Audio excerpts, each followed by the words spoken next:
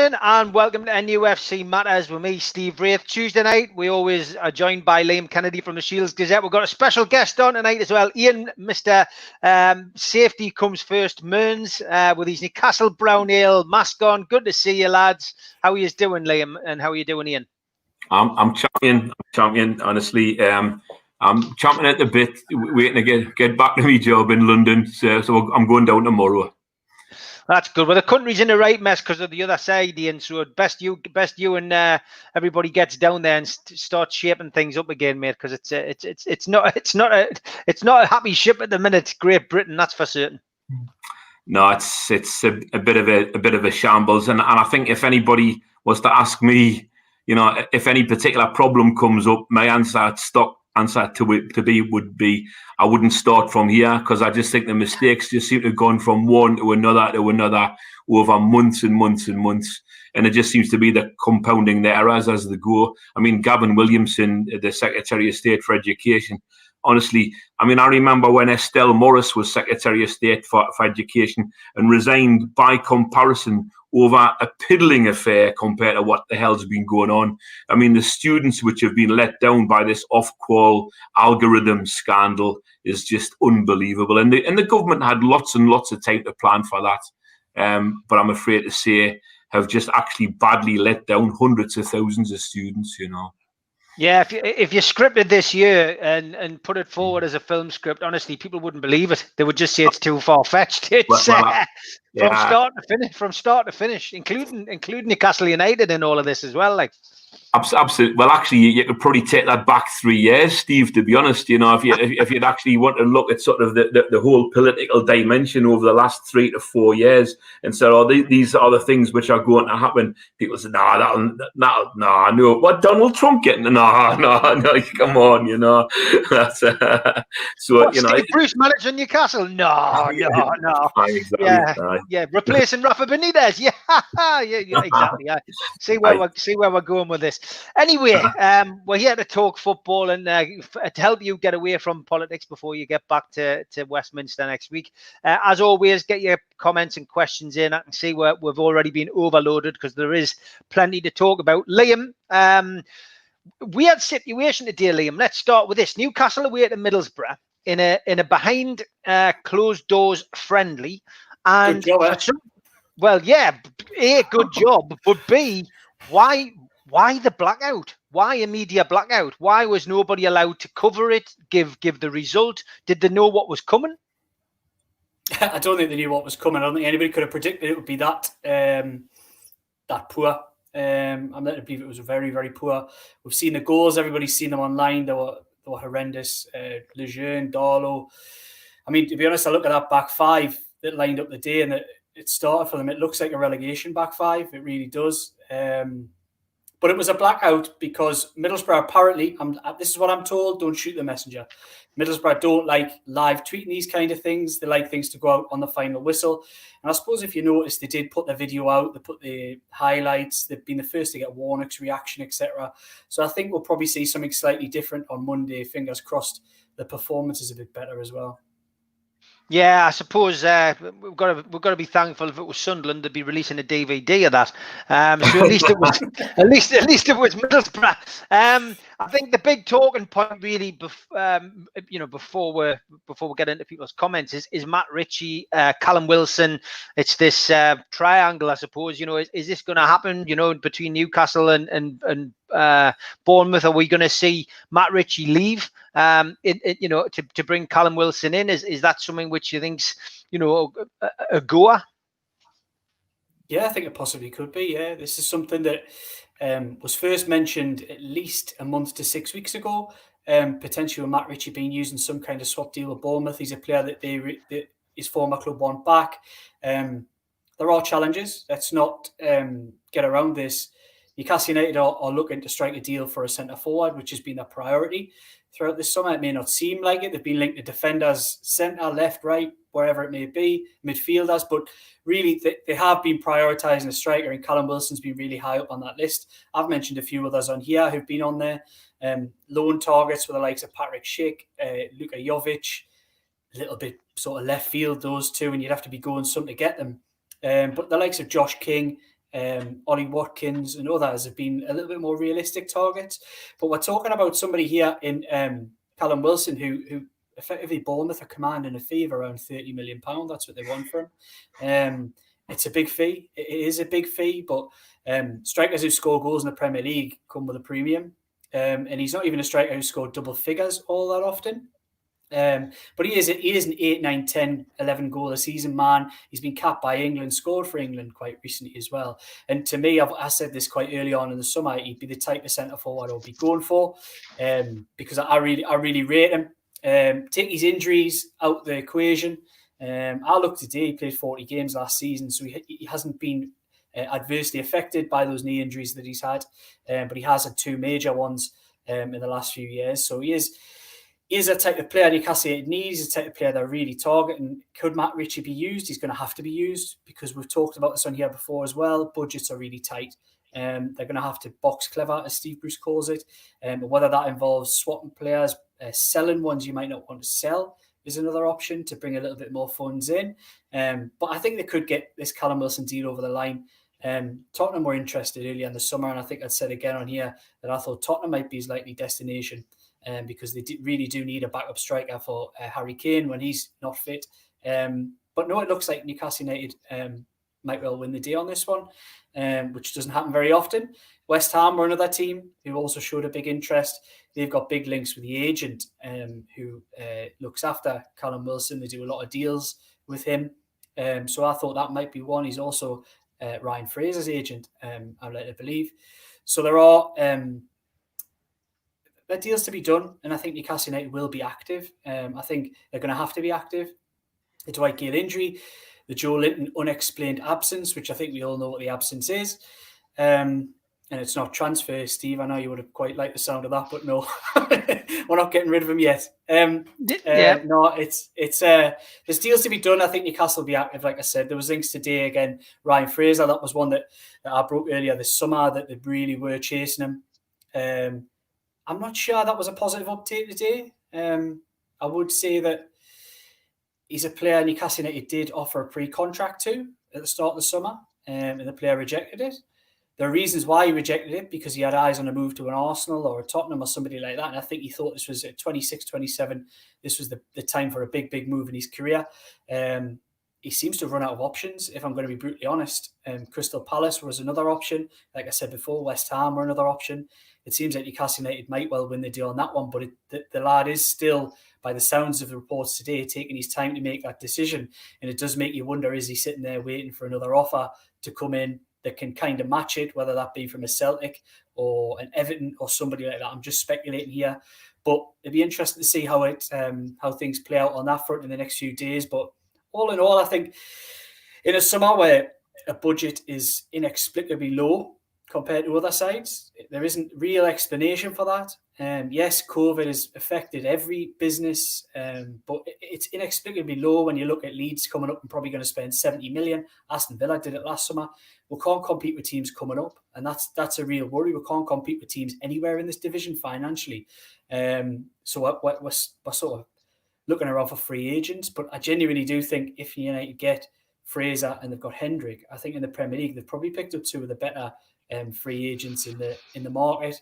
I know that's not going to get anybody excited, but I do think they're solid signings. Yeah, okay. We'll come back to you on transfers. I'm sure you've had a few looks at those messages going up on the screen. You'll have seen a few of the names were linked there. I just want to get Ian's take on this Matt Ritchie to Bournemouth in exchange for Callum Wilson plus a bit of cash. I mean, I'm against it, Ian. I'm not sure what your thoughts are, but until something is resolved with the takeover, or unless we know that we're staying as we are for the foreseeable, then I wouldn't want to let Ritchie go, because I still think he's in our top 3 players, and I still feel that work rate wise he's worth keeping, because when the chips are down, he's somebody who stands up and is counted. He's a leader on the pitch, and I just feel letting him go in exchange for Callum Wilson, who we need a striker, I just think is crazy, because I just don't think you can replace Matt Ritchie's leadership and his work rate in the squad currently. Yeah, I mean, I've got a lot of time for Matt Ritchie. I think possibly he's not the quality that you would like to see, but he's certainly a player who puts in a huge amount of effort. I think he gives a lot of free kicks away, to be honest. But the thing is, he leads on the pitch. You're right, he leads by example. He stirs the other players up and gets things going. I have to say though, today, that looks like a worrying, even in a friendly fixture, a worrying 5-1, conceding 5 goals against a side like Borough. I mean, that kind of reminds me of a trip I made a number of years to go down to see Newcastle play Leyton Orient in a pre-season friendly. And, when we got a right old Hayden, and you just think, oh, gosh, where we're going from here. Like, it's not good for morale and it's not good for the fans.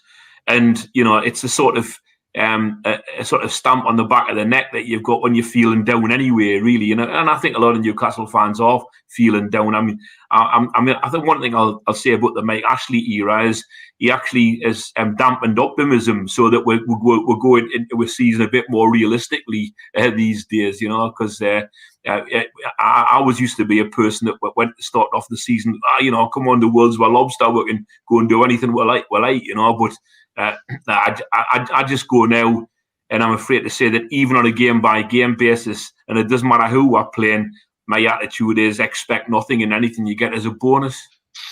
Yeah, I would agree. I mean, I used to be optimistic, but I've gradually turned into my dad. My dad's always pessimistic going into a season, and I suppose that way, I mean, you still get hurt, you still get despondent when things go pear-shaped, but maybe it's not as much, I want to talk to you about the stuff that you've been involved in as well, Ian, since we last had you on the show. And obviously, you as a local MP, you're quite within your rights to write to Richard Masters, which of course you did do, and I think you'd done that just before you went off on your holidays. So tell us a little bit about that, and tell us what else you've been involved in over the last few weeks.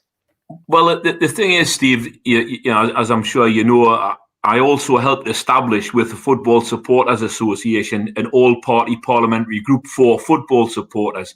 There's been a long-established group for football, but it seems to interact with the leagues, the FA, the district FAs, and it's about the administration of football and the governance of football. And we established the all-party group for football supporters because we thought it was time that the interest of the paying fan were represented in Parliament, and there are hundreds and hundreds of these all-party parliamentary groups. You name a sort of South American insect, and there's probably an all-party parliamentary group for it. So we thought it was long overdue that there was a one for football supporters and their interests, and the Football Supporters Association provide the secretariat to that. And so using that as a platform, as it were, we not only got involved with what was happening regarding the takeover, because it was just quite ridiculous that the Premier League hadn't made a decision on the directors and owners test after, was it 16, 17 weeks before Amanda Staveley's consortium decided to put a hold on affairs. So we wrote to Richard Masters about that. And I think it would be very, very interesting, by the way, to see if any other takeover bid has the same sort of long drawn out process, because they've set a precedent here. I mean, surely now the Premier League will have to look through any potential takeover of any club with an absolute fine tooth comb. And to me, I'm afraid to say, it was much more about a conflict of interest involving the Premier League and television rights than it was about who were fit and proper people to actually own and govern Newcastle United Football Club.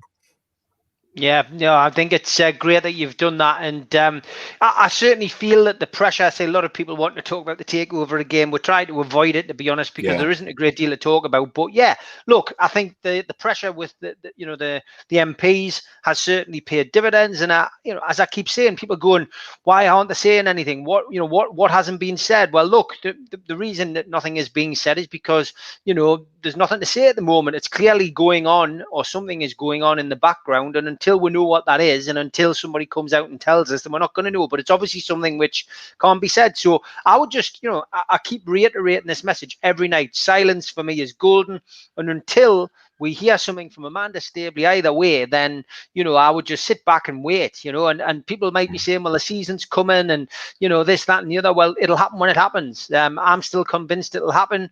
Some people, completely disagree. Dean Skelton, simple, he says, my opinion, it's gone. But look, obviously, from my perspective, I do feel there is still something going on. That's my opinion. I might be completely wrong, but that's my opinion. So let's see how things progress. Well, Steve, I honestly don't know. I honestly don't know. But it from my perspective, it seemed like a strange decision to withdraw the interest in the bid at that stage, and I was just wondering whether a new dimension had come into this, because frankly, I think we were getting to the situation whereby the Premier League was starting to look increasingly devious and stupid, actually, and I think it's quite clear that from the reaction of Newcastle fans across the whole of the country. But obviously, particularly here in the northeast, after the bid was withdrawn, that Newcastle fans took a very, very dim view of the involvement of Richard Masters and the Premier League in this whole affair, and that conflict of interest issue. Look quite clear. Incidentally, by the way, I've also written again as chair of the All-Party Group for Football Supporters to the Premier League about the televising of the opening fixtures, because it was quite clear that I think it was of the top six, only Tottenham weren't having all their first three games televised. They were having two, and Newcastle were getting none. And in the Premier League, you've got to make a decision: are they a Premier League of 6 teams, or are they a Premier League of 20 teams? And the Premier League have got an influence over the broadcasters about what games will be shown. And the point I was making in my letter to Richard Masters is: look, during the lockdown, clubs were able to afford live streams to their own supporter base, registered supporters, to members and to season ticket holders. The cameras are there, the broadcasters are there, they're already showing those games live to the whole of the world, apart from North Korea, Saudi Arabia, and here in the United Kingdom. So why can't they actually allow streams to be sent to their own fans, the club's own fans? There's no reason why. I mean, the cameras are there. Of course they're there because they need them for VAR, if nothing else. It's bonkers. All of the technology is there. All it needs is the will for the Premier League to allow the rights to stream those games to clubs' own fan bases. Yeah, I agree. Well, that's great stuff, Ian, and great insight into what's been going on at an MP's level. And lots of tweets coming in and lots of messages coming in. We're running a poll tonight as well on Facebook, so get onto NUFC Matters Facebook, give it a follow the group. We're just asking simply, would you keep Matt Ritchie? And at the minute, that's yes, no. That's all we've got. We've got a lot of people going for yes. Not as many going for no, and a couple of people going for if needs must, which somebody's added, which is good of them. But yeah, I think I think it's great to see, potentially from our perspective anyway, pressure that the fans have put on and the pressure that the MPs have put on, hopefully, getting us, potentially back around the table. So Liam, I'm going to come to you. Obviously, it was an interesting article yesterday in the Northern Echo. Scott Wilson, I think it was, who wrote it. We were talking about it a little bit earlier today. There was a line in that, and I know you were a little bit, raised eyebrows at when you said that, when I think, the line was along the lines of, PCP don't seem, as if they're pulling their weight or willing to, get back to the table. I mean, did you get to the bottom of that? Did you find out any more on that? Or do you think that was just a throwaway line, possibly? I felt as if it was a bit of a clickbait line, if I'm honest. Look, I don't want to accuse any fellow journalists of anything like that. But what I will say is it did... it was slightly jarring. It did baffle with the kind of information that we've been given, that Amanda Staveley, Murdad Houdoussi, PCP, everybody involved in this consortium have been working behind the scenes to get something done. And as you mentioned earlier, that this is the way it probably should have been done from the start. If everything had been kept behind the scenes and quiet, you kind of wonder whether the issues that have been brought up throughout this process would have been brought up in public. I suppose it's a double-edged sword. The fact that some of them have been brought up has allowed us to really sort of go at them and criticise and hold the Premier League in some ways to account. Obviously, Ian's been part of that from the political angle, and we've been trying to stir the fans and get everybody involved on social media, and it's been a fantastic, absolutely incredible response from Newcastle United fans. I think, if anything, no matter what we find out, however long it may take, when they're all said and done, I think the one thing Newcastle United fans can really do is hold their heads up high and say, you know what, we gave it a go. We stood up for what we believe in. We stood up for our club, and we've seen something that wasn't right, and we went at it. And I think there's a real, there's real pride to be taken in that. Going back to Scott's article, there was a lot of salient points made in it. It made a lot of sense, but it was just that one line that was picked up. He talked a lot about the other two bids. We've seen Henry Morris come and go. We've seen the BNG group be totally picked apart. Yeah, exactly. I think some people who were involved in that bit are still asking who they are. But yeah, or where their offices are, if anybody actually works in them. Well, Liam, I mean, do you honestly think that the Henry Maurice bid was anything more than hate put forward by the Ashley regime, as has happened with all of the other bids over the years? There's always somebody waiting in the wings to help bump the price up, but that's all it is, you know. Well, it stinks, doesn't it? That's exactly what it sort of smelled like. It smelled like it was an Ashley-driven thing. I'm not sure it was. There's some reputable journalists who've written some really interesting stuff on the matter, and I think doesn't be excluded. Is there such a thing? So no, I'm not going to say he isn't a real person. I'm not going to say the bid isn't real. They seem to have been talking a good game, but the same could be said of Michael Chopra. The same could be said of BNG. They've been talking a good game. I've spoken to them regularly.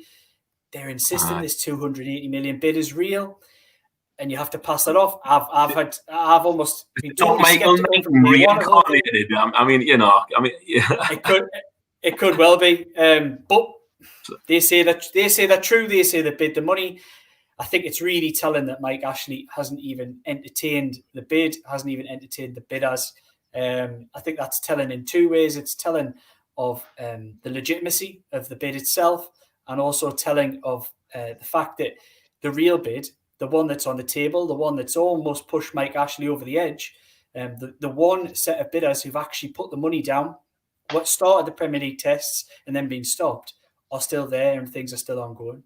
Well, I think it's still a question, you know, and you know, like if say the worst happened this season, and Newcastle were relegated at the end of the season, and then after a season were to be promoted back again, but in the meantime, Ashley had sold and Amanda Staveley Group took over while the club was in the English Football League, would the Premiership block that promotion? Exactly, that's a great point. Yeah. It is a really interesting point. It's something I've debated with people on Twitter as well, because there's a lot of people out there saying, well, would you take relegation to then get the owners? But then you find the same question. I also believe that the Football League would probably fall into line with the Premier League as well and find the same problems in some ways. I would be very surprised if the Football League broke rank with the Premier League on an issue such as this and suddenly allowed the consortium to take over, despite what the Premier League have said. So I just think it's a non-starter, to be honest. I mean, that's my opinion. I'm not basing this on any talks with the Football League at all, but I would be very surprised if they broke rank with the Premier League. It would. Well, I mean, I think it would be really, really an interesting conundrum for the Premier League. Would they actually block the promotion of a promotion winning side? Okay, it's a hypothetical. We know that. But I really do think it's a question that they've got to ponder beforehand. I mean, I think we should be asking them that question as a hypothetical, just to see what their answer would be. Because, you know, okay, they might say, oh, well, we'll cross bridges when we're coming. No, we would want the answer well in advance, because would there be any point in a Saudi involved consortium even thinking about buying the club or any club in the English Football League? You know, it's like I say, it's a fair point, and it's something that I would mention to the Premier League, but they've been the communications throughout this process has been horrendous. I think the trust and yourselves and everybody's tried different ways and means to get answers out of the Premier League. It's proven virtually impossible. I think it's only the MPs through that letter to Chi who've got any kind of answers. I think I've been on here and I've asked hypotheticals. I've asked questions not even about the Newcastle United takeover, and I've read them out on this show before. With regards, I think one was, for example, could two? It was when Henry Morris first came out of the woodwork. It was, could two tests be running simultaneously? Could you be running somebody else through while? And they couldn't even answer that. I said, not about this deal. I don't want any specifics. Nothing to do with the Newcastle United. Still we can't answer anything on the owners and directors test. So I suspect, were I even to put that question to them now, they wouldn't answer it. They've totally stonewalled. Every journalist that I know that's spoken to the Premier League hasn't got a straight answer out of them yet. They're great off the record. They won't give you any details. They'll chat away. All of a sudden, you ask about anything with regards to owners and directors, stonewall straight away. You get absolutely nothing, which isn't right. They should be briefing people in some ways on this, and they should be able to give you hypotheticals. Like you say, I'm not asking for the specifics of a deal with NDAs, and I'm not asking for any financials on a deal. I'm literally just asking, here's a hypothetical situation. What would your answer be? They should be able to say either way. They should at least be able to say, well, we would consider this or that. We may not be able to give you a definitive answer, but they won't even entertain it. And that's really sad. They're totally unaccountable, and it's wrong. Well, that's right. But I think it would be a really different level of step for them to block the promotion of a championship winning side. Frankly, and you know, okay, we just don't know. As I say, it's hypothetical, but I think that question is a legitimate question which needs to be put to them. And I think even if we could get them to say they would consider blocking the promotion, I think that in itself would be big news from the national press perspective. You know. Yeah, I would agree. Lots of questions coming in. As always, there's so many. We're not going to be able to get to all of them now, all of them tonight. So I'm going to have to cherry pick them a little bit. Palotta, is there any truth in that, Liam? A lot of people going on about that. Have you heard any whispers about Palotta as a potential takeover? Yeah, whispers all the time in takeover land. It's a name that doesn't seem to go away. I know he's really interested in investing in another football club. I don't think that's his finish with the selling of Roma. And I think the Premier League is the obvious place to invest when you've been in Serie A. I suspect in the next 5 to 10 years, Serie A will probably grow exponentially. I think that'll be the next big European superpower, maybe a throwback to the 90s, but it'll take a little bit of time to get there. And I think if he wants to invest in a football club in the Premier League, which continues to grow despite all the issues, and Newcastle United is probably the best value, isn't it? Yeah. Lee Weddle's asking a question to you there, Ian. He says, obviously the UK government have a trade deal with Saudi Arabia. Will they be a bit embarrassed by the Premier League's dealing of this? Well, it was quite clear before the recess. It's summer. Oliver Dowden, the Secretary of State for DCMS, said that they would not intervene as a government in any takeover bid. And of course, they had also just managed to re-engineer the sale of arms, the legality of sale of arms to Saudi Arabia, despite what's going on in Yemen, and that's where a lot of the political fallout comes on. So it's perfectly okay for the United Kingdom as an entity and companies within it to be selling arms to Saudi Arabia, but the Saudi Arabians aren't allowed to own a football team. Really? It's crazy, isn't it? It is ludicrous. And I do generally feel that that's why I've been very positive. I just feel that there's a long way to go, or there had been a long way to go once it had all hit the news. And somebody asking there, Golf and Geordie, there's the question there. When will the paperwork for the failed takeover be available for the public to review, if at all? Well, that's what I think is the big crux of this matter here, because I genuinely feel that there is so much information now available to Ashley and to PCP and partners that if this did collapse, then there's going to be legal action by somebody, potentially Mike Ashley, because he's the one who's missed out on this huge money deal to sell a football club he clearly wants to offload. And there's going to be so much dirty linen to wash in public, because there was clearly some kind of indication given to all parties right at the start of this process that this deal was going to get rubber stamped. And I think the phrase that was so used in the press was no red flags. And who was given that information? Why were they given that information at that particular time? Because it was clearly either misleading and a lie, or something happened to change the Premier League's mind. So all of that, if it goes to court, which I imagine it would do, all of that's got to come out. And it's not going to be good news for the Premier League being locked in a court battle with with either one of its members, or if Newcastle get relegated, one of its ex-members. It'll be horrendous. So that's why I'm very confident. I still feel something is going on in the background and something will happen. But like I say, I've switched off from it. You move on, focus on what's going on around you, and if it happens, we can all get the cans out again. Well, the thing is, though, it would take court action for the release of all the documentation because, I mean, they're not a public body, the Premier League. It's a private enterprise. And therefore, I don't think they're subject to freedom of information requests from that perspective. So, it would need a court order to release the documentation and the deliberations of the Premier League and the Premier League's board over this. I think the other interesting aspect of the whole thing, before we put it to bed, Steve, is what was the influence of other clubs in terms of this takeover? Did other clubs try and influence the Premier League against allowing that particular takeover from that consortium?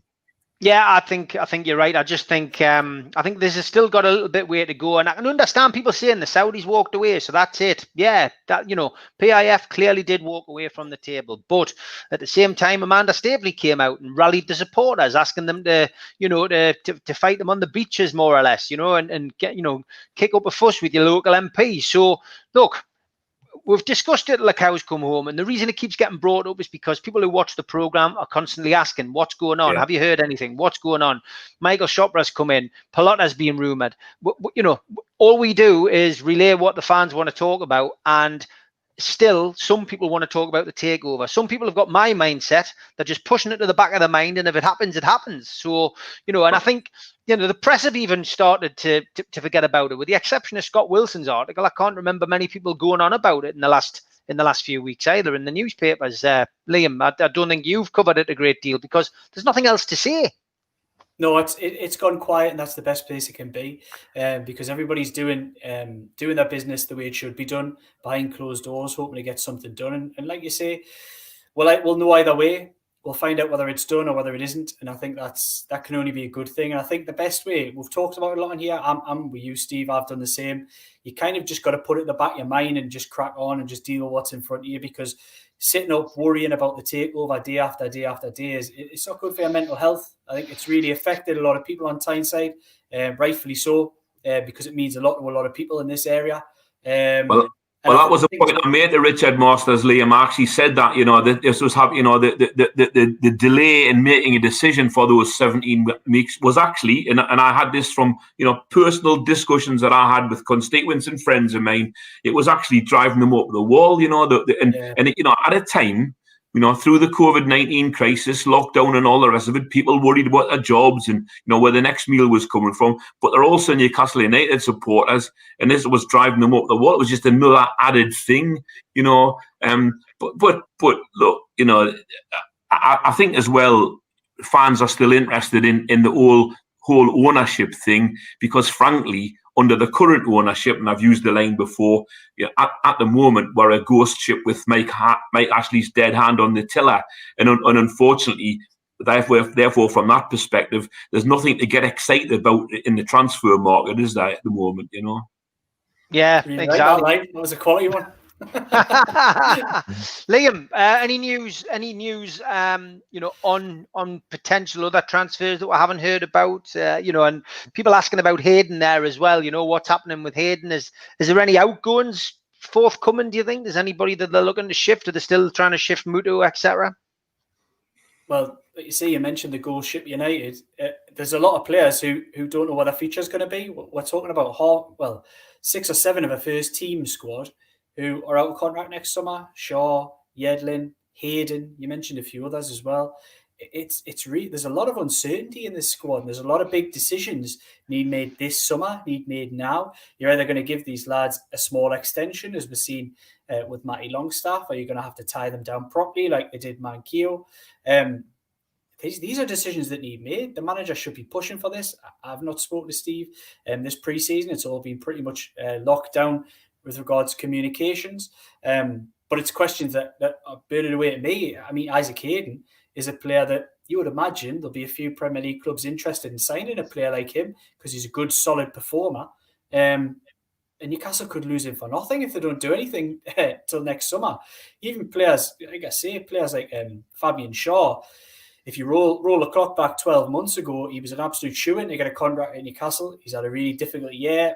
I'm not sure whether that's been up here or some injuries, etc. But you have to decide, are you going to give him a contract? Are you going to try and ship him out now? And they're going to struggle to get rid of him now, unfortunately, because he's got the shoulder injury, which he dislocated a couple of games before the end of the season. Who's going to buy a player when they don't know what they're going to come back like or when they're going to come? It's going to be a really difficult one for them. But there are going to be players have to leave. We've seen Christian Atsu linked with Celtic. They're really keen on getting him in January. It was wages that were the main stumbling block in that deal.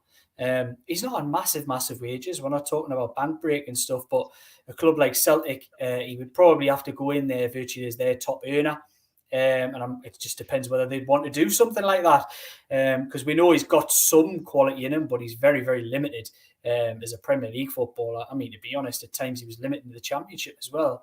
He was just a body to bring in that Rafa knew him. He was an intelligent lad, worked hard, and he would form a decent part of the squad. And if you remember when Benitez signed Atsu, it was only a couple of months after the Andros Townsend problems in that January in the promotion season.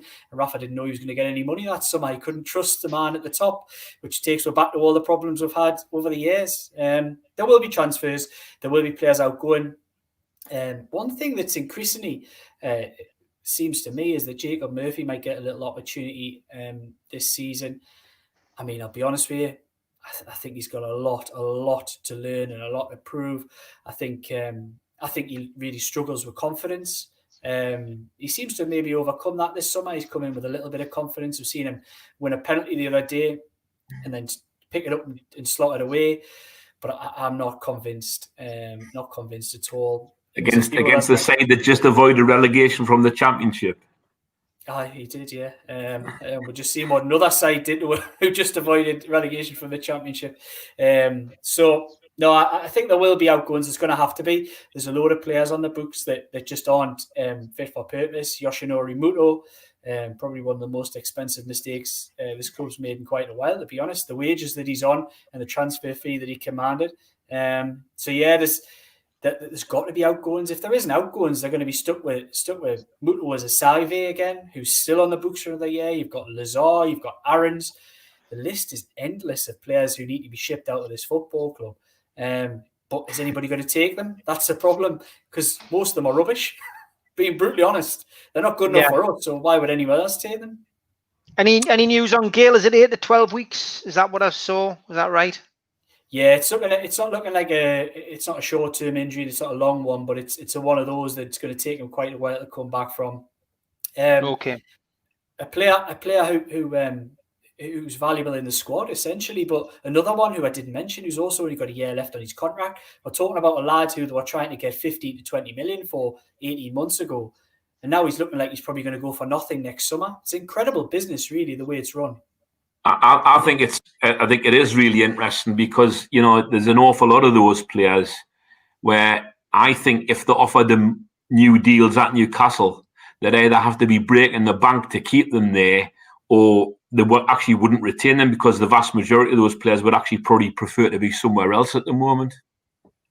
Mm-hmm. Yeah, I've mentioned it on here before, Dwight Gale. I think that's such a difficult deal to strike. Say you wanted to keep him for another year, even if you had ideas on selling him in January or next summer, the wages that he's on, there's no Championship side going to pay those wages, not one. No. And there's a lot of teams at the bottom of this division who wouldn't touch him with a barge roll because he got a pay rise. He got a pay rise to go to West Brom, and he's on big Premier League wages. It's an incredible situation. Again, it just underlines how poor. I wonder sometimes how Mike Ashley's made the millions that he has. doing a lot of looking into his business models and the way that Newcastle, the people that he's trusted to run Newcastle United as a business, some of the decisions they make are absolutely incredible. And I put Gale there as one of those. Well, he uses Newcastle as a cash cow to recoup his losses on Debenhams. Yeah, exactly. Well, that's what he does. That's exactly what he does. I know you've only got 5 minutes left before you've got to shoot off here, and I just want to ask you just a bit about Dubravka. Obviously, we've talked about Gale there, and Gale was a bit part player. Obviously, came good at the back end of last season, but Dubravka quite the opposite. Almost an ever present. His stats are there for everyone to see. The best shot stopper in the Premier League. Saved the most shot. Stopped the most shots. Made the most saves last season in the Premier League. He's a vital part of the squad and a vital part of the team. To lose him is a big blow, isn't it? Oh, massive! I really rate Martin Dubravka, and I think it's a terrible shame. And then I'm afraid to say I'm not massively confident about what we've got beneath that.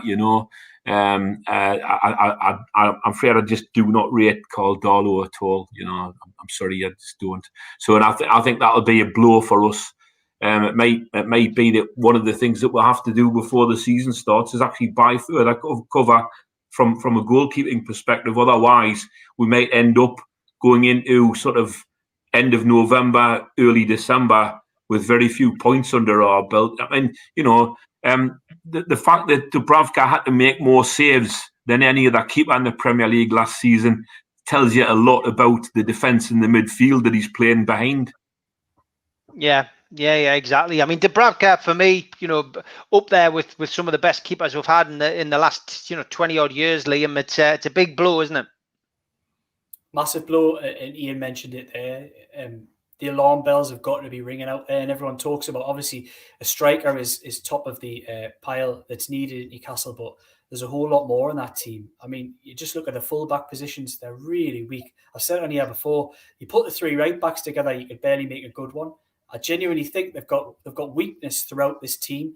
The centre of midfield, we're talking about a first choice, potentially, of Hayden and Shelvey. That was the first choice in the Championship, and we're still looking to improve it then. We wanted better going into the Premier League, and we're talking 3-4 years later, we've still got exactly the same. It's not good enough.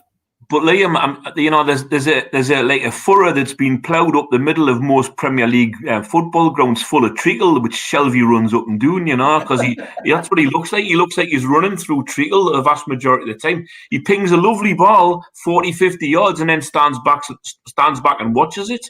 I'm sorry, he's not the answer, like. No, he's not. He's definitely not. And I think managers have seen that in the past as well. I think if you're relying on John Joe Shelvey to produce performances for you every week, you're not going to get it. And there's a reason why he's at Newcastle. There's a reason why Liverpool didn't carry through with him. There's a reason why Swansea were so happy to give him away that year when we signed him. It's because he's not right. You cannot rely on the lad to produce performances, and he really needs legs next to him. He's probably looked his best when he had Diarmi, who was hoovering everything up and snapping into tackles around him and really closing down left, right and centre with Perez. Shelvey hasn't got anything like that now when he really stands out. Yeah. Ian, I know the clock's beating us again, mate. Been an absolute pleasure to have you on again, and good luck next week. Enjoy getting back into the swing of things, mate, and make sure you give them hell. Well, I'm down there tomorrow, Steve, and then I'm back on Thursday night. I'm going to survey the carnage, which is central London, to see what's going on. But it's not a happy job to be doing at the moment from that perspective. That's why it's a real pleasure to come on and speak to the likes of yourselves, mate. Right? Okay. Good stuff. You take care, Ian. Thanks a lot, mate. Take care. Bye bye. Take care. Bye. Cheers. Great to have Ian on. Fantastic guest. And as I say, always good to get a political insight into what's going on as far as Newcastle United's concerned. And we're looking at a hell of a lot to talk about in this in this next couple of minutes, mate. A lot of people talking about a lot of people want to talk about the takeover, but we've done that to death, I think. Let's talk about transfers and stuff, mate. Lots of people want to know exactly what's going on. Is it any more whispers? A lot of the messages asking about ins and outs again. Ryan Fraser, we seem to be getting a hell of a lot of traffic on that. A lot of people asking, is that as far forward as everyone thinks? What's your take on that? Is Ryan Fraser nearly a done deal? It seems to be. Yeah. What I would say, like I mentioned a little bit earlier, if people didn't catch it, I find today's update positive in some ways, but there's also caveats with that. I think it's a little bit concerning that this story's come out, and guess where it's come from. And that worries me. It worries me that people at Newcastle United are concerned that Ryan Fraser hasn't already put pen to paper when he says he's agreed the deal. It's taken him a few days. If this was a case of just ringing the player up saying, why haven't you signed this? Oh, I'll do it tomorrow. This story wouldn't come out. This story comes from a place of concern. I've got to remember, Ryan Fraser is a player that Newcastle United have chased since January 2019. Rafa Benitez was a big fan of the player. The scouting team were really keen on him. And I think had there not been the upheaval at St James's Park last summer, he might have been a player that was seen come here on a permanent deal, and they probably would have paid decent money for him as well. But the upheaval, the change in managerial situation, and the lateness of deals, Newcastle were very late to the market last summer, meant that it just never materialised for Bournemouth. They were expecting some cash to come in. Then January came around. It became increasingly obvious that he was going to leave Bournemouth. And then May, I think it was May, it's about a month before the end of the season. You're allowed to offer pre-contracts to players. Newcastle United offered a pre-contract to Ryan Fraser via his agent, and that was a deal that was never signed, obviously, as we know. It wasn't even entertained because I genuinely believe the player had his eyes on a big move. I think he thought he was going to go to Arsenal, or he thought he was going to go to Tottenham. I think he'd been promised things by his new agent, who was taken on by, and they just have not got anywhere near close to materialising. I said to a few people on Twitter recently that I thought Crystal Palace were probably his favoured destination. Again, another thing that hasn't materialised. And Newcastle United have been at the forefront of talks for quite some time on this. And it looks like they've probably won their man. But I would have little concerns about the fact that he hasn't put pen to paper. Look, Newcastle United aren't, let's not sort of bury our heads in the sand. We're not the pull we were. It can be difficult to get players to sign because it isn't a great situation. We're living it and feeling it. But anybody looking from the outside in, would you really want to sign for Newcastle United? Is it really the move that you would have held up here and saying, oh, well, that's where I'm going this summer? Unless you're coming from the lower divisions, it probably isn't. Or if you're really fancying your chances in the Premier League from abroad, then no, you probably wouldn't. You wouldn't hold Newcastle United up as being a massive move. So for someone like Ryan Fraser, who at the start of the summer had been someone whispered in his ear saying Arsenal and Tottenham are going to be his destinations, it's no surprise that he probably hasn't signed at Newcastle. Is he waiting for somebody else? He potentially could be. We could easily be seeing him sign tomorrow and it could be nothing. But I am concerned that story came out today because that admits there is some concern at Newcastle as to why he hasn't already signed the contract. Greek left back, any news on him? Mark's asking. Yeah, well, we reported last week that there was a bid. Information might not have been quite correct. I'm not sure there was an actual bid. I think there was a verbal offer, suggestions of some kind of verbals between the two clubs, and I don't think they've been able to agree on a fee yet. But that could be one that materialises. A left back's one they're definitely looking at. We've seen reports elsewhere of links to the lad of Brighton, the Brazilian left back, Bernardo, I think he's called. Not sure how good he is, or I haven't really seen much of him. He's a product of the RB model from Leipzig and Salzburg, so they tend to produce reasonably good players. Take Valentin Lazaro out the conversation. Mind, he wasn't much, but so he's the one that's been talked about. Rogerio, who plays in Serie A at the moment, is another who keeps being mentioned, but he's a slightly more expensive option than what we'd find from the Greek lad, who I think in the current market with the budget that Newcastle United have is probably a player that I think they'll probably sign this summer. It's just going to be a case of getting that deal right. There's been talk to $4.5 million. I think they're looking for more 6-7. I'm pretty sure they'll be able to come to some kind of deal on that one. Okay, you see the question on the screen there. Rob Holding from Jason Carter. Any truth Arsenal have agreed to let Rob Holding join on loan? That was another one that was mooted in the papers. Yeah, Rob Holding's one that's definitely on the agenda. Will it happen? I'm not 100%, but it's definitely a position that Steve Bruce is targeting.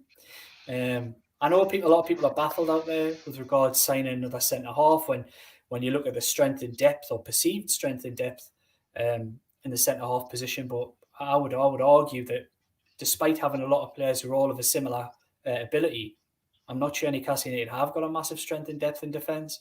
Like I said before, I think you go on the right. I think the three right backs have all got their own problems. Left back, they haven't really got one apart from Paul Dummett.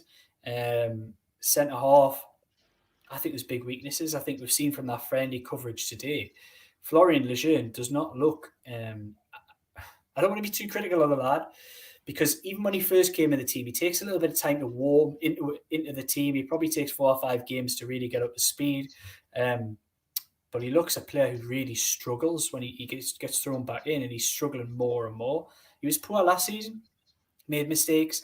Fabian Shaw's another one that, does he fit into a 4 at the back? No, he doesn't. I think even when he was playing in a 3 at the back at times last season, his concentration, he switches off far too easily. And he looks a little bit disinterested, I think, at times as well. So I think you're already starting to peel it away. And I've said it on here before, Federico Fernandez, another player who's only got a year left at Newcastle, is the best all-round defender at the football club. Lascelles is your captain, so he's another one. And I think probably out-and-out centre-halves, Kieran Clark's probably the only other one that you would pin your hat on and say he's a decent performer. So I would argue that someone like Rob Holden, who can play a bit as well, would be a really shrewd signing, I think, for Newcastle United. But I think there's big problems all over this team. Mentioned it, Tony and Mearns there. The 2 fullbacks are really weak. Centre halves take 2 injuries, you're really struggling. Centre midfield is basically the same centre midfield that we had in the Championship. Hopefully Jeff Hendrick will come in and give a little bit of a boost there. You only have to look at the centre forwards available and see that there isn't really a goal scorer among them. So it's a massive summer for Newcastle United, and I'm glad to hear that they are interested in a lot of players and interested in doing a fair bit of business. They haven't got a lot of money, but they're going to have to do some wheeling and dealing. And I think they seem on the ball this summer. They seem like they are doing a bit of wheeling and dealing, which can't have been said in previous summers. Some summers they've really just sat on their hands. I think reflecting back on the Rafa Benitez years and summers, it was apart from that first summer, it was just a real struggle getting any single deal over the line. There was such a divide in ideas, in philosophy. Whereas Steve Bruce is back to the old days of being quite accepting on who comes in. He's had a decent influence. Some of the players being targeted are players that he really wants. They've gone for Premier League experience. Jeff Hendrick's the one that he really pushed for. Rob Holden's a player he likes, but you've also got the positives from a financial sense that he costs very little to bring in because it's a loan deal. Mad Mark says only 580 minutes of Premier League football played by Rob Holden last season. Had a number of injuries over the years, which might be a bit of a worry going into a relegation battle. Good point. He's a player he had a really serious injury, and it's taken him a little bit of time to come back from that. I think it's difficult to judge him. On that sense because he was recovering from an injury last season. But what I would say about Arsenal centre defenders, despite the fact I think he's decent, if you're going to pick players from Arsenal, you wouldn't go for the centre halves, would you? Because they really struggled defensively last season, and he couldn't even get in the team most of the time. So I don't know. I think he could be a solid signing, but I do think centre half is somewhere that the club really need to strengthen. But like I said, they need to strengthen everywhere because scratch the surface in this squad, it's really, really weak. I think we're going to struggle. And I'm not just saying that after today. I think they were very much a one-trick pony at the back end of last season. It was Alan St. Maximin and nothing. And I think teams will work that out very, very quickly. He's unpredictable and hard to judge.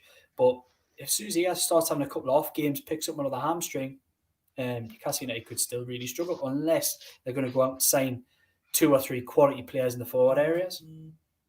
Yeah, fair enough. A lot of people asking where Joe Linton is, and been a radio silence really from the football club about Joe Linton. What do you make of that? I mean, is it just as simple as his girlfriend was expecting? I mean, has she had a baby? Or what's going on with Joe Linton? I wish I could give you answers on this one, Steve. Everyone out there is asking the same question. I genuinely don't think it's anything to worry too much about. But it is a concern that we're only was it 10, 11 days ahead of that West Ham game, the first game of the season, and he still hasn't really trained with the first team. It has to be a concern. You know what? The lad's going to have a big season. He'll still beat Newcastle next season. He'll get that opportunity to really prove himself. But even under Steve Bruce towards the end of the season, he wasn't a guaranteed starter. And when you paid £40 million for a player in Newcastle's situation who'd never, ever paid anything like that for a footballer before, then he deserves the scrutiny that he's under. It's been difficult for him. He's came to a new country. He's had a year. He's really poor in that year. I would say there are very few redeeming features that are seen in that year. He's not really good enough to play on the wing. Can you see him dropping in behind a centre forward? Maybe he could do that role, but he's certainly not number 9. And I would suspect if Callum Wilson does come in, as I hope he does, and they're really pushing to do, you'd like to think they might well take the 9 off him. I know we've discussed that on here, but it could well take a little bit of pressure off. Is he going to come back? He will come back. He'll come back, you would think, relatively soon. I mean, you've got my own suspicions on this. The club are saying absolutely nothing. They're not saying whether it's coronavirus related, quarantine related, but you'd have to suggest it would be along those lines for him to have been out for so long, and there'd be absolutely no sign of him as well. I know they were very keen, speaking to them last season, when the coronavirus tests at the end of the season were going on, they were very keen not to. They got quite offended actually at the question that I asked with regards, have any of your players tested positive? They seen that is a very personal thing, and it's something that should not be released to the press. My question was, well, it'll come out anyway. And it wasn't something that they particularly took too well. So I don't think... didn't get on the wrong side of them. No, I think... It's happened to me.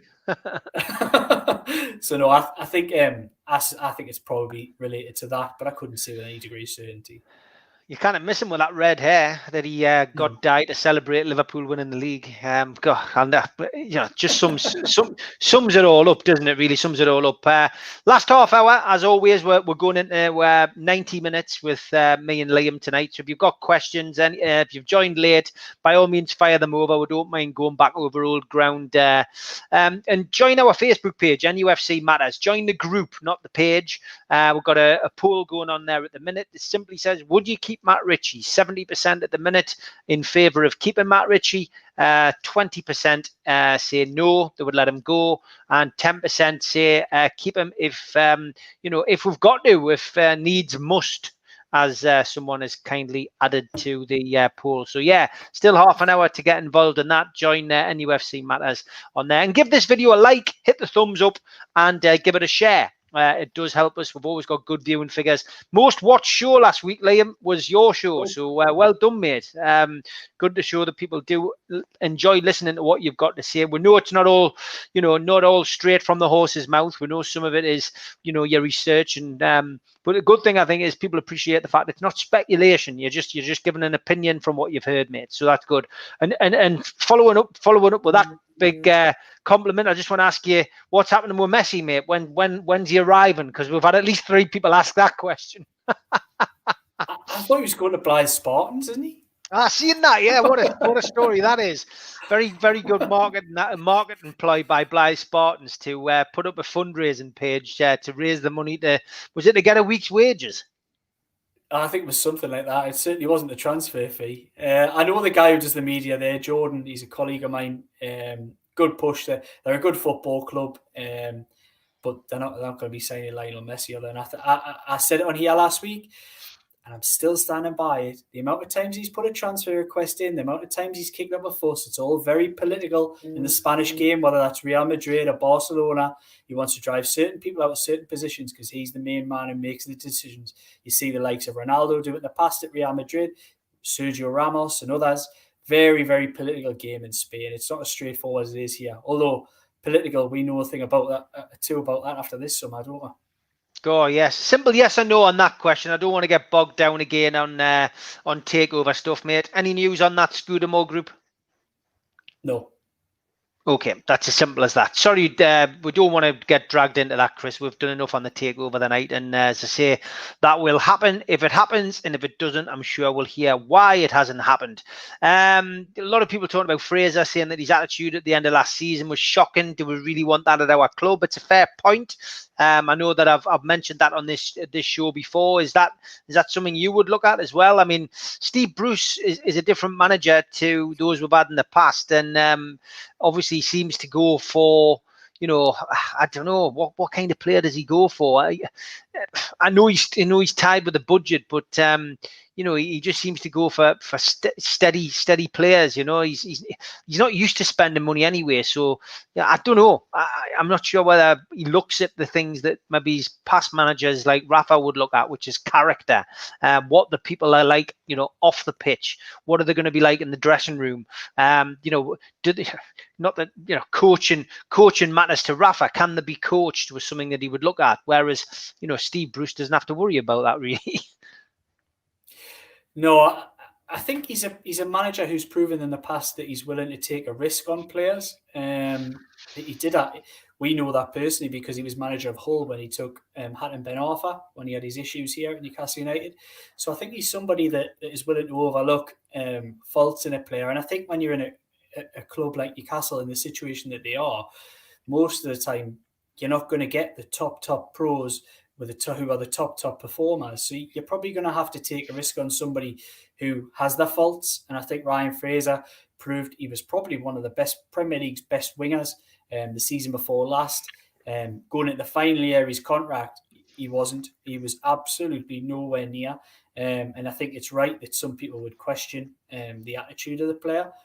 We only have to look on Bournemouth message boards, etc., to see from the story today, they're all saying, well, that's so Ryan Fraser. It's no shock that he's the one hanging on, waiting for a better deal, because I genuinely don't think he left there, despite making his career there and producing a lot of good performances, having 5 or 6 years at the football club. I don't think he left on great terms, and I don't think he's somebody that the fans were all that disappointed to lose this summer because of the way that he went on in that final season. Let's talk about the story that Craig Hope put out there in his newspaper about fans potentially coming back into the ground, and corporate box holders being contacted to say that they could have half capacity in their boxes. And the Burnley game was mooted as the potentially the first game back, so that's early October. What's your view on that? Really good news. It's what it's all about. We do want fans back. It's going to be baby steps, unfortunately. It's going to take a long time to get back to that idea of a thronging football stadium with fans close quarters, singing, celebrating together. It will take a little bit of time to get there. But I genuinely think with sport being outdoors mostly, I don't see a problem. If you can go to a cinema and sit there with another 150 people, and I don't see why you can't do the same in a football stadium. So for me, I think it's got to be done safely, but it's something the game needs. It'll again be very, very, very difficult to. It'll be a difficult situation. It'll be a different kind of football game, because we've seen a silent stadium, and I think it'll also be very, very silent when there's only, say, a quarter capacity in the football ground. So it's really good news. It's going to be baby steps, but we will get there. Yeah, I would agree. Best show of the week, lads, says Matthew Smith. He's asking you to give a shout out to Davy Mayer. I know Matty and I know Davy. Shout out to you both. His lass is going to is on the brink of having the first pen. Fingers crossed, all safe and well. Yeah, good stuff, mate. Segs just says, surely no fans can be asked to go back. Yeah, I can understand. A lot of people probably wouldn't want to be going back at this moment in time. And yeah, we had this debate with the girls last night.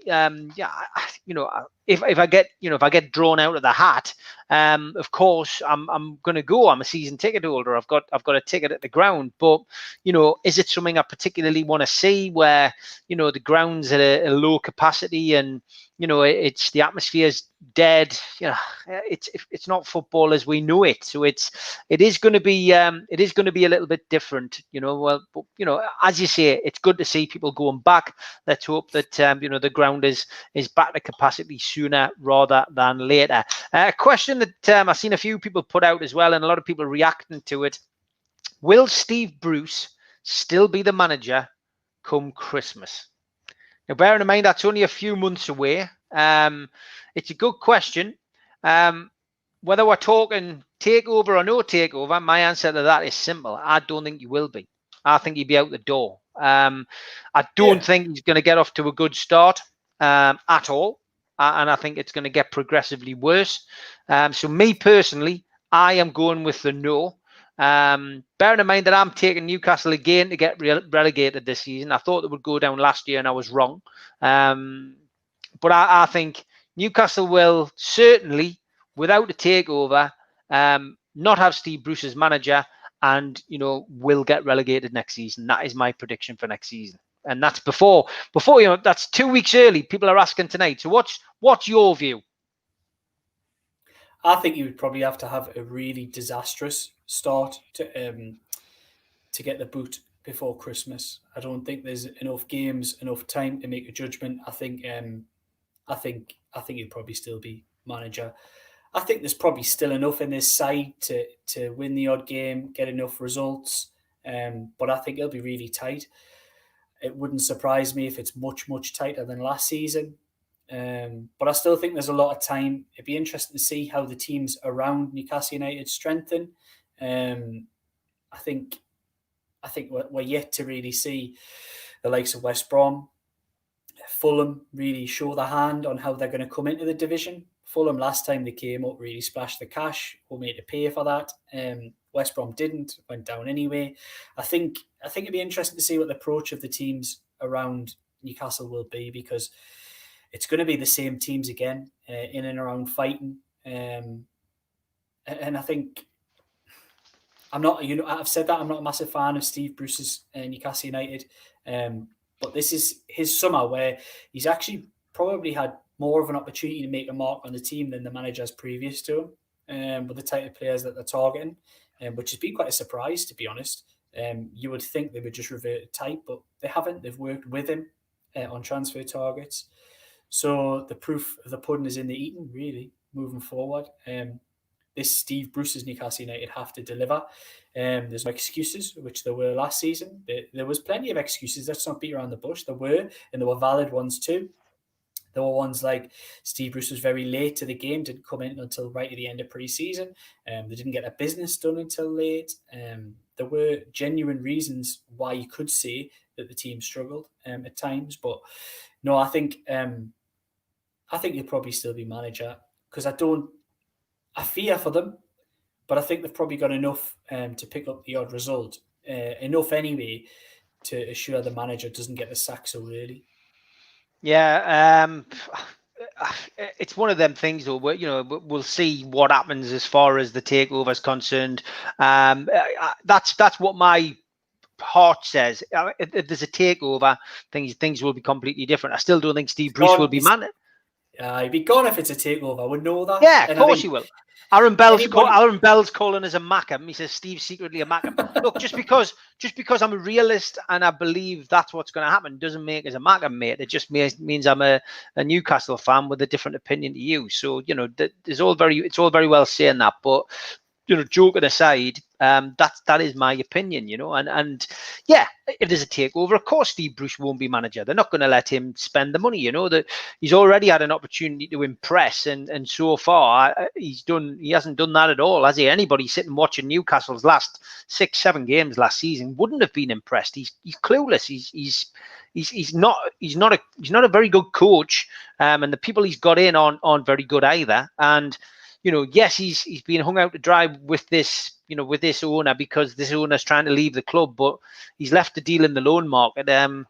Just, you know, I can't say anything positive about him, so I shouldn't say anything about him at all. But unfortunately, I present a show where I've got to talk about him, and it's the same as Joe Linton. If people got to starters on him, you know, the guy is useless. You know, and shouldn't be anywhere near the number 9 shirt or Newcastle United Football Club. But that's what happens. It's all about opinions. You might completely disagree with us, you might agree with us, but we've all got to have opinions, and that's what makes football a great game. Get off that, because I've ended up on a rant. Stephen Parker says, Liam, if Celtic want Atsu, Newcastle want Edward, surely we can sort out a deal, as Edson Edward was not even on the bench against Motherwell. Yeah, and I did see Neil Lennon's interview. He looked very, very annoyed about the fact that certain players hadn't made themselves available for the game. So what's your take on that? Can a deal be done with them? It's another player who they are interested in, but I suspect he's a player who's probably at this stage out of their budget. To be honest, I think he'd probably be. We're talking about somebody like Callum Wilson, but Newcastle have got an asset who the opposition club desperately want back, and a player who I suspect, if he has negotiations on wages and is willing to take a little bit of a cut for a longer deal, would probably go back down there in a heartbeat. I like him. I think he's got a good attitude, Matt Ritchie. He's part of the pool. But I think I would probably have to say, if you're going to sacrifice Matt Ritchie to bring in an England centre-forward who has scored goals in the Premier League and is willing to prove himself up here, I think it's a no-brainer. I genuinely, obviously, that's what we talk about, opinions. It's not what you think, Steve. But for me, to bring in a proper lad who's like a proper number 9, swapping for a player who, yes, I think has been fantastic, almost been a talisman in this team going back to the Championship, who sets the tone, has got the right attitude, chases every ball, scores the odd goal, creates, he's got a just fantastic aura about him, never stops yapping away. Every team needs one of those. But I think if you were to swap him for a proper centre forward, I think it's genuinely a no-brainer. There's very few players in this team that I would say I wouldn't swap for a genuine centre forward, because they're that desperate for it. On Edward, I just think, of course, Celtic want Atsu, but Atsu isn't in the same bracket really as Matt Ritchie. So you're talking about 230 million probably centre forwards. I think Matt Ritchie could definitely command a lot in a player swap, and you'd have to pay less cash. Whereas if you put Atsu as part of a deal, I think you're going to end up paying a lot more cash, and a lot more your budget's going to be spent on Edson Edward. Yeah, I would agree. I mean, this number 9 shirt, people asking about the number 9 shirt, Christopher reckons it should go to Carroll. I think that's an absolute travesty as well, because everybody knows my views on Andy Carroll. I had a lot of time for him when he was a youngster, was buzzing to see him get into the team. But since then, he's injury prone. Look at his stats. Look at his Premier League stats. Look at his appearances due to injury. Look at the goals he scored. Look at how many goals he scored last season. A big fat 0. He scored 2 goals in 2 friendlies. Big wow. But there's nothing to say that he's going to hit the ground running in the Premier League, because his body isn't capable of competing at the highest level anymore. He was a showcase signing. And for me, to hand the number 9 shirt to Andy Carroll because of some kind of, just some kind of, oh, well, he's a Geordie and he knows what it's all about kind of thing, it's just a waste of time. So from my perspective, yeah, I just think, if Callum Wilson comes in, and that's a big if, I do think as well, but if he does come in, don't just hand him the number 9 shirt, let him earn it. Get him in, set him a target, and just say we're taking the number 9 shirt off Joe Linton, and he's moving on. He doesn't need the pressure of that. Don't just give him the number 9 shirt straight away. Let him earn it. If he has a good season and does well, and then maybe give him it. I don't know. I just genuinely feel, for me, that it's sacrilege. And we have Malcolm MacDonald on here every week, a guy who is an absolute legend, and you can't be comparing Joe Linton to him. It's just embarrassing. He's not fit to tie his boots. And for me, really, really, it does get on me wick a little bit, that. Yeah, I've had some good ones, I've had some bad ones as well. He's not the first bad number 9 we've had, not particularly in recent years anyway. So, I think you certainly wouldn't give it to Andy Carroll. He's not somebody who you can rely upon playing week in, week out. And he's somebody, to be honest, they've got this game on Saturday, then they've got a game on Monday. They really, really need to wrap him up in cotton wool, because if there's any prospect that they won't have a deal done by the time they play West Ham, or if it's going to be last minute or obviously after that, they need Andy Carroll to start because they don't have another centre forward who is fit, ready, and available. And we've talked about Joe Linton. So yeah, I think they're really going to have to wrap Carroll in cotton wool. I'd be even tempted not to play him in these friendlies just because you need him. You need him fit. You need somebody to lead the line because there isn't anybody else. Yeah. I mean, it's true. We got asked earlier, and forgive me, but I forgot to mention it earlier. I know a couple of people have asked. Jamal Lascelles is sending off. I've got to be honest. I haven't seen the highlights, or shall we say, the lowlights of today's game. But was it a deserved sending off? What's been said about it if you haven't seen it? So no, I haven't seen it. There hasn't been any footage of it put out there, not to my knowledge anyway. Oh, right, okay. Please get in touch if there has been. I'll happily review it. But it sounds like it was just listening to it. It sounds like it was an off the ball altercation with Middlesbrough midfielder Lewis Wing, and the referee has decided to stop the silliness and send the pair of them off. And I'm led to believe that when the two teams meet again on Monday, that both of those players will be unavailable. So I suspect that we'll see Jamal Lascelles probably play most of that game against Stoke on Saturday to make sure he's fitting well for the weekend after. Right, okay. Has Fraser had a pre-season? Rafa Benitez, as God asks. Has he had a pre-season? Has he done anything? Well, he's obviously been training, but he hasn't been training with a ball with teammates, not at Premier League level anyway. So no, I do think that's a concern as well. We've got to remember, he's a lad who walked away from Bournemouth at the end of his contract on June the 30th. We're now into September. So the lad has had a proper summer. So we're talking about he's going to need a full pre-season to really get up and running. Obviously, he won't have sacked it off as some players do for a few weeks. He'll have been training, knowing that. Obviously, like I said, he wanted an Arsenal or Tottenham move. So you're not going to tell me now he's a lad who's let his fitness drop off because he wanted to go in there with a hit the ground running and make an impact. So I think he'll come in and he'll be of decent fitness, but will he be of match availability fitness? That's another question altogether. And I think Jeff Hendrick came in similarly, but he is somebody who I'm led to believe, speaking to people in and around Burnley, is one of the fittest, most professional trainers that you will ever get in the Premier League game. He's somebody who's massive on his mixed martial arts. He trains fight. He's a fighting fit trainer, and he's somebody who basically walked into the Newcastle squad and was virtually ready to go immediately. Which fingers crossed that somebody like Ryan Fraser would be exactly the same, but I suspect he isn't. I've never heard any of the same sort of stories with regards to him on the training field. Yeah, Fraser is probably the size of Bruce right now, Robert Benitez, as God says.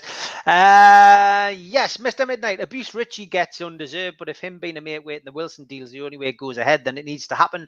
Fraser on a free is a replacement, plus Holding and a left back is decent. Fair enough. As I say, it is all about opinions. And yeah, the abuse is crazy. I've seen a lot of that on Twitter.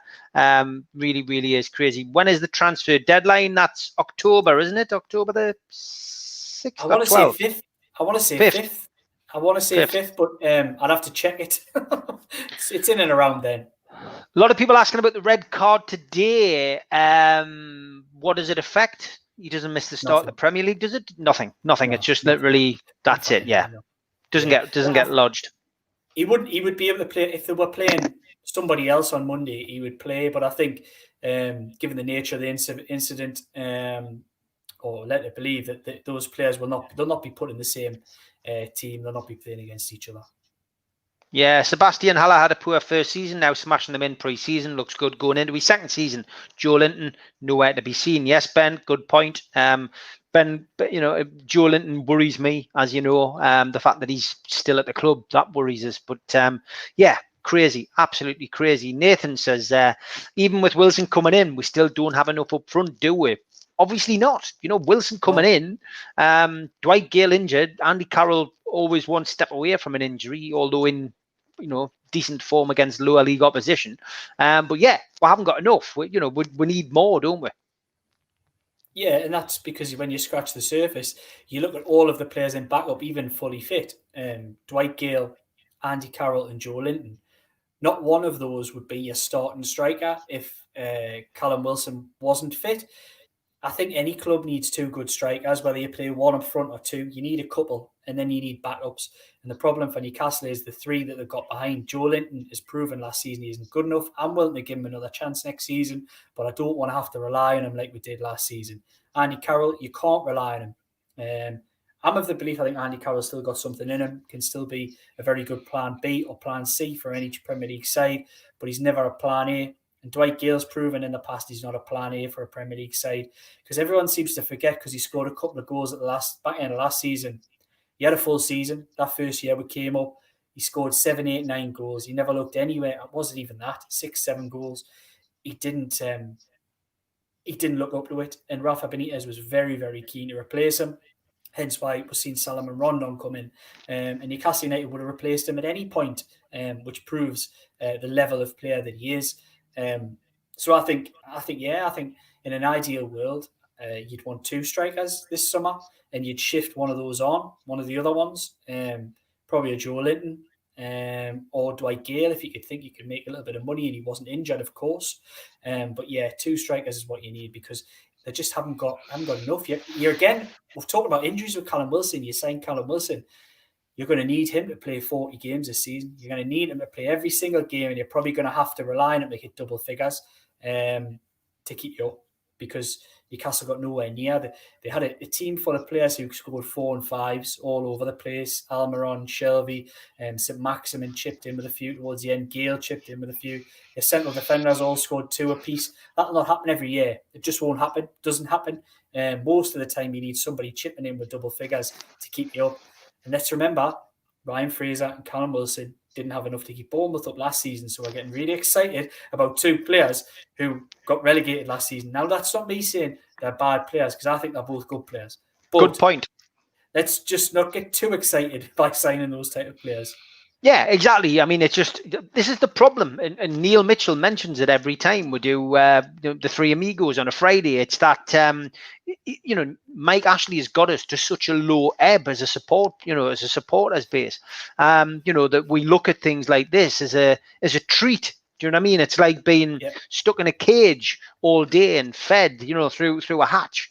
Your first couple of months, you're probably, you're starving and whatever, but then, you start to look forward to that one morsel that's coming through the hatch gate. That's what it's like. And it's the fans have got that mentality now that, getting a couple of players from a relegated team is like signing Alan Shearer, which we did, way back in the mid 90s for a world record price. It's ludicrous. That's how the mighty have fallen, and that's why a lot of people have walking away from the football club. Paul Shanks is asking, do you think Matt Ritchie would be happy to go back to Bournemouth? I'm hearing he's not happy about going. He doesn't want to go. So we'll wait and see how it pans out. That could be the fly in the ointment, which prevents that deal going through. And you're telling me Mike Ashley and Newcastle United are going to spend the money to bring Callum Wilson? I don't think so. I think that's the only way that deal will happen.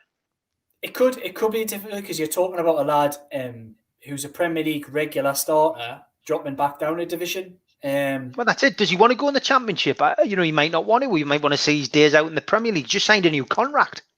He has, and I think it's one of those that I would suspect could probably be worked out. But yeah, it's not an easy decision. And like I've said, he said he signed a new contract. Wages is a massive thing. Wages is a massive thing in this. He's not on the type of wages that Bournemouth would want to be paying in the position that they find themselves. So it could be a slow burner, this one. But I think that's the kind of market they're looking in. They're looking to, if the player's worth decent money, they're looking to see who do you want that we've got. I think it's probably something that could get worked out. I genuinely do. If it was a deal that would... obviously, it's a deal they want to do, so they'll try their best to get it done and get that one over the line. How many times? Lovely McLaren line. I love that. And a slow burner as well. That's just basically what we call the transfer window as far as Newcastle's concerned. We usually wait, then get to the end of the transfer window and end up with a fantastic, loan striker signing on the last day. So it will be interesting. John Justice Allen's agreeing with what we're saying. Says Simon at Times, getting excited about signing relegated players. If we had a decent manager, he would be capable of sourcing some up and coming talented players. There is just not a plan and no system. Rafa Benitez God says, yeah, Richie would have to take a massive wage reduction to go to Bournemouth, and that could be the main sticking point. Will says, I don't know what Richie's family would think if he turned down a move where he could live with them. Yeah, I mean, there's all kinds of positives and negatives about this particular deal. It'll ultimately will come down to the player, though, I think, and that's going to be the big turning point. Yeah, so we've got one more friendly. That's right, isn't it? We've got Stoke coming up at the weekend, Liam. 2. So they've got Stoke on Saturday at St James's Park. I've asked the question today. It's going to be a no media access. Of course, because the stadium's so small, you couldn't fit a couple of in there. But no, it's totally behind closed doors again. And then back to Benton on Monday and Middlesbrough. Middlesbrough playing again. Neil Warnock's bringing his side to Benton. Hopefully for not a repeat performance. You think Newcastle would have learned a thing or two. But was that a return? Was that a return that was organised already, or is that something that they've arranged today? I'm not sure. I'd be surprised if it was arranged today, but it's certainly something that hasn't been announced. It kept being described to me today as a training game. So I don't know. Is Monday another training game? What's a training game? I can picture Steve Bruce going at the end of that game after they've been beaten 5-1, going up and shaking Neil Warnock's hand and going, yeah, well, that was only half time, lads. Yeah, it's only half time. So, get it turned around on Monday, I mean, 4-0 win and get a 5-5 draw and be buzzing about it going into the season. But Steve, we'll be waiting. We'll be waiting about 6 weeks for Newcastle to score 4 goals, never mind 90 minutes. Mark says best of 3. Yeah, that's what it'll be. Oh dear me, it's jokeable, isn't it? Will Kettler says beat Borough by 4 goals and we'll win on the away goals rule. Rafa Benitez, as God says, imagine the smug monsters do the double over us. Mad Mark says the 2-day turnaround could lead to more injuries. The players are asked to play in both games. It's a good point. Yeah, was it? I mean, any injuries today? And I mean, I know we're not getting any information at all. It's like the Secret Service trying to get, just match facts out of Newcastle these days. But any injuries today? Or I did ask the question, and it was nothing. There was no injuries related to me, apart from a few details of the match. So I'm led to believe that there wasn't any. Would they tell you if there was? I'm not so sure. But like I said earlier, I don't think this was a decision taken by Newcastle United to put this totally behind closed doors. It was more a Middlesbrough decision, I'm led to believe. And I think you will find that on Saturday, when Newcastle plays Stoke, it'll be a live tweeting the game, putting information out there. And you've got to remember, Newcastle United did tweet when Dwight Gale suffered his injury. They've tweeted all sorts. They're getting quite positive in terms of their social media interaction. They're wanting to interact with fans a little more than they used to, but they come from a very, very low base. But I suspect the next 2 games will be, next 2 games, it could be the same again with Middlesbrough on Monday if they are still being allowed to dictate the terms. But I suspect with it being back at Benton, and Newcastle will probably have a bit more of a say on social media and how things go out, given it is their own training base. So you'd hope so anyway. Yeah, a lot of people asking about Matty Longstaff. It's a bit of a strange situation going on with him as well. I mean, obviously he signed the contract and then we've seen nothing of him. Injured again. Injured, right? Okay. Yeah. And there's supposedly the injury that he had last season, but of course none of the fans seem to believe that. No, I let it believe he was genuinely injured, and it's a little reoccurrence of that. I don't think it's anything to genuinely be massively worried about. But like I said earlier, when Ian was on the show, we talked about the midfield options for Newcastle United. And having not really seen a lot, obviously we haven't seen anything of Jeff Hendrick really in a black and white shirt, you would still say the strongest central midfield partnership could potentially be Isaac Hayden and John Joe Shelby. We've been looking to improve on that for 4 years. It was the central midfield partnership that got promoted. But that's all it should have done, because it's got massive limitations. And I think that lack of midfield base and solidity causes problems all over the place.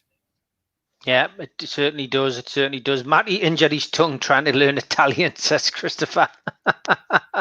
Mark Cooper suggests he stubbed his little toe. Final point before we finish tonight, mate. Bill Smith's asking if we've got confidence in Darlow keeping clean sheets. I asked the question to the girls last night, who would you like to see start in goal? For me, I've got to be honest, I haven't seen enough of Gillespie, so I did opt for Darlow because I don't think he has let us down really when he's played. But so I went for Darlow. Who would you like to see get the nod in Steve Bruce's opening team against West Ham? Carl Darlow's got massive limitations, hence why he's not the number one, hence why he was replaced. But I think he's probably earned the right to get the chance. I would say about Mark Gillespie, I think he's a player that's come in here and wants to perform. I don't think he's happy sitting here being the number 3, so I think he'll be putting real pressure on. Got to remember he was I think he was ranked as the 3rd best goalkeeper in the Scottish Premiership last season. Yes, we'll talk about standards, but that's only behind Rangers and Celtic's goalkeepers. So I would say that he's a decent performer. He's played at a reasonable level. I worked in Scotland for 5 years, and there's still some excellent players up there. Very hit and miss. The disparity in teams is very different. You'll get some excellent players in the same team as some Sunday League ones, but they're all still good players and still good football played up there. So I'd probably go for Darlow, but I wouldn't be hanging my hat on Darlow being permanently in there because I think Gillespie will be pushing them all the way. Yeah, it's going to be an interesting start of the season, that's for sure. 75% of people think that Darlow should start. It's about 15% now that say Gillespie, and the rest thinking that Darlow should be Woodman should be recalled. So yeah, interesting. Thanks for adding your votes onto that Facebook group. Please give it a like and give it a share, and do the same for the video. The clock's beating with Liam. Great to have you on as well as always. Lots of positive comments from people. Just give a plug to your stuff that you do with the Shields Gazette, please. So yeah, I work for the Shields Gazette, cover Newcastle United. We do a podcast, Mouth of the Time. We also work on a subscription model. So if you like what I say, you like what I do, if you follow us on Twitter, I've put my Twitter handle as my name today. Give us a follow. If you like what I do, it's cheap enough to pay for it. Journalism doesn't come free these days, not the decent stuff. I think we have an offer on at the moment, which is £1 for the first 2 months. You'll get excellent content. You'll get Newcastle United. You'll get a bit of Sunderland. If you fancy a laugh, you'll get Middlesbrough. You'll get Hartlepool. You get everything on there. A lot of North East sport, a lot of North East football. It's not just about Shields. It's about Newcastle United mostly. So yeah, give us a subscribe. We'll do Mouth of the Time podcast. Give that a follow as well. And any support that you guys throw back to me, if you like what I do, then it's greatly appreciated, honestly. Great stuff, Liam. As always, pleasure to have you on, mate. Look forward to seeing you again in 7 days' time. Have a good week. Same to you, Steve. Take care.